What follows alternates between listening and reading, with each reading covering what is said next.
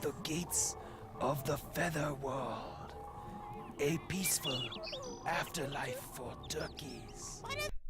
Hello everyone and welcome back to another bad movie review. Today's epic classic is ThanksKilling 3 from 2012. This movie's about 100 minutes, roughly, give or take a little bit. And it is the sequel to the cult classic ThanksKilling, which I reviewed previously.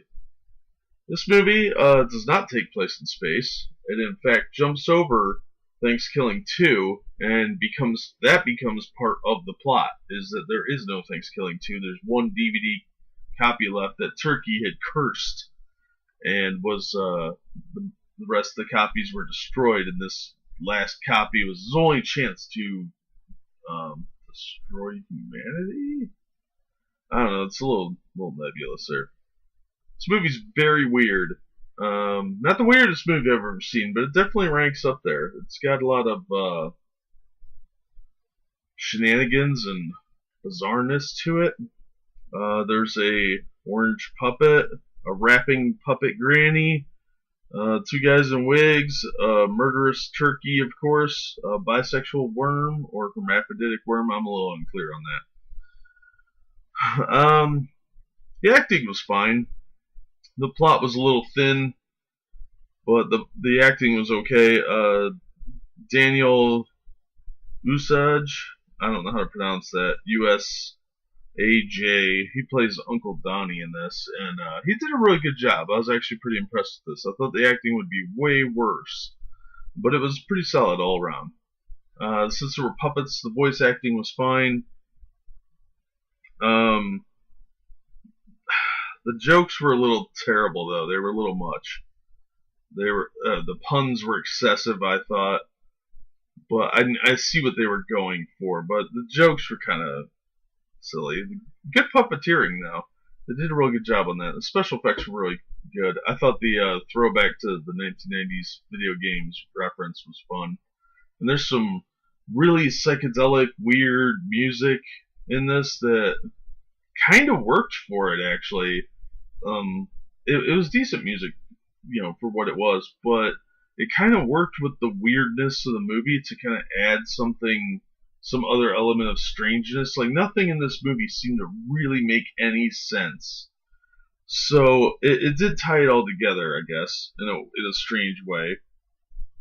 And there was a really fun homage to Evil Dead 2, or the Evil Dead franchise in general, where Turkey gets a chainsaw, the chain carver, and of course there's a lot of penis jokes. So the fact that there was better music than the original did work for the film, and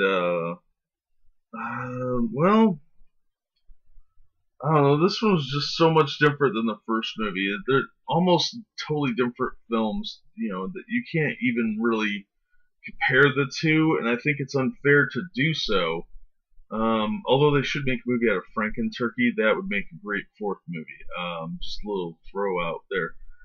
But yeah, there's one set of boobs, and there is an after credits scene with the rapping granny, and it's a weird rap video. So I guess if you can make it through this weird film, it's there.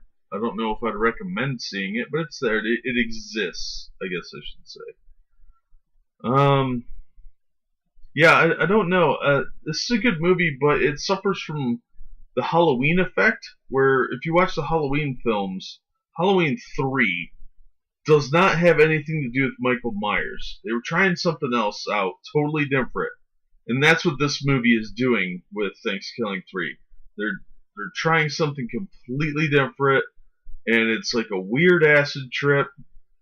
And there are certain elements that are the same. You have Turkey trying to kill people or whatever, but the body count's significantly lower. And I can't really explain it beyond that.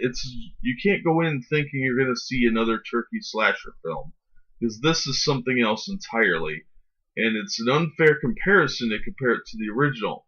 They were trying to recapture that magic and that cult classicness, but I think a lot of people are going to go into this movie thinking it's going to be just like the first one, or like most slasher films, it's going to kind of just be a slight variation on it. No, this is completely freaking different.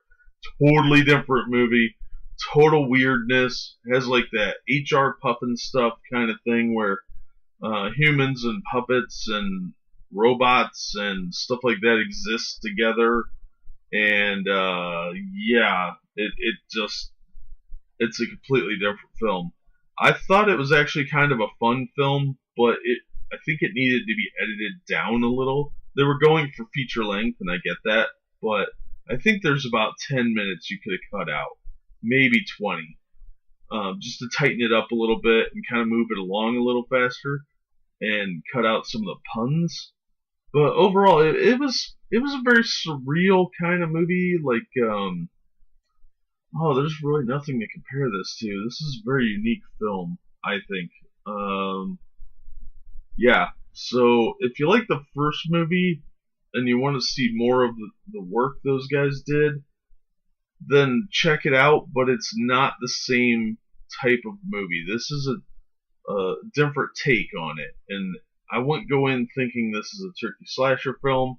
It's got a lot of weird imagery or random music sequences where people sing randomly and play random music, and it's got like zombie or skeletal undead turkeys, and there's just a lot going on there that what makes sense. It's like a demented Pee-wee's Playhouse.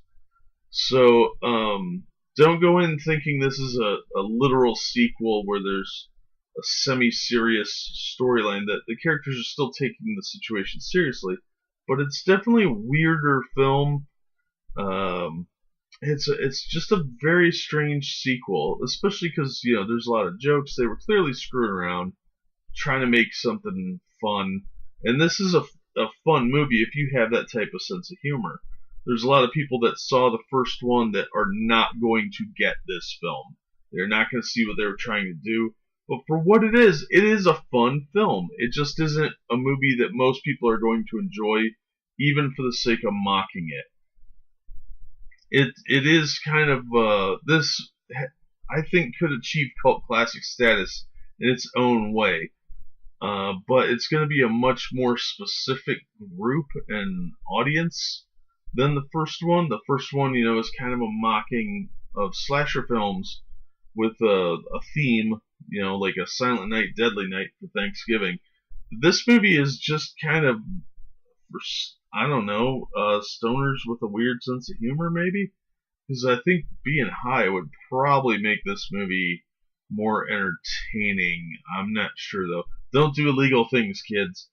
But yeah, it's a strange, surreal sort of film that has some sort of weird artsy quality. It's definitely not going to appeal to everyone. If you like the first ThanksKilling, be real careful with this. If you're going to buy it in the multi-pack so you get ThanksKilling. So if you do like that one, you can have that.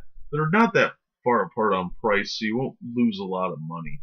Because the ThanksKilling collection set really does make it more worthwhile, in my opinion. I bought my copy on Amazon on DVD, but it is on the streaming services. And if you have Amazon Prime, you might want to check it out that way. Again, not for everyone. I really can't say I recommend this for everyone, but if you like bad movies, this is definitely low budget. It's definitely higher budget than the previous one, which is good. It does have some redeeming qualities, but most people aren't going to get this film. They're not going to like it. So yeah, if you're not into puppet films or general weirdness, probably not your film. Definitely not a turkey slasher film. But I thought it was entertaining. It was just a little long. It slowed down a few spots, but it was really weird, and it's not a movie I normally have selected for myself to watch, but I liked what they did in the first movie. I thought that was entertaining and very surreal.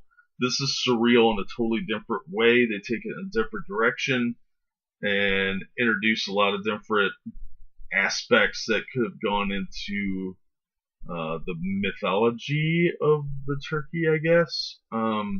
It doesn't make any damn sense. If you're into really weird, surreal movies, or you like to smoke pot and get really, really blitzed out of your head and watch strange things, this might be your film. If you like H.R. Puffin stuff types, like a Sid and Marty Krofft kind of thing, then this might be for you. But it's not ThanksKilling 1. It's a different movie entirely and should be treated as such. I don't really know what else to say, so we're going to end it there. Thanks for listening, and we'll see you on another episode of Bad Movie Review. Downey! Are you hurt? Well, just a little felt wound.